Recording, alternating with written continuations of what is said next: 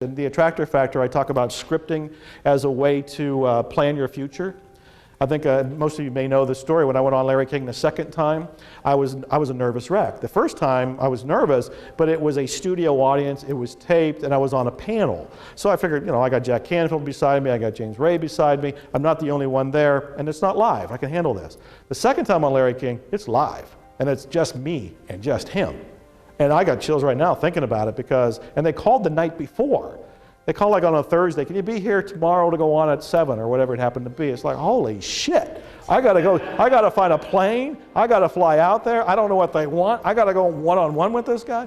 And I go out there, when I was in the hotel room, I was literally scared. And I went through all the mind stuff. It's like, what if I can't answer his questions? What if I throw up? What if I choke? What if I start coughing? What if I just sit there in a daze? You know, what if it just, and millions of people see it. This is their impression of Joe Vitale. He can't answer a stupid question from Larry King. And then I thought, what about the scripting?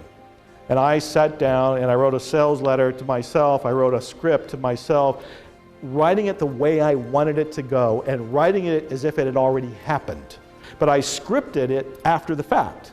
I wrote it as if I just got off the Larry King show, I'm back in my room, and man, I went fantastic. We had a great time. He asked me these questions, I was right there with my answers. In fact, I made him laugh with one of my jokes, and I wrote out the way I wanted it to go. Once I did that, I had an anchor.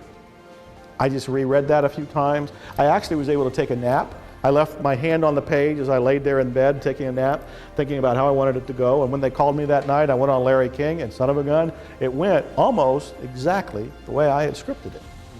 And I get off feeling fantastic, and John Asseroff was there, and he walked up and shook my hand, and he says, "That's what they call a home run."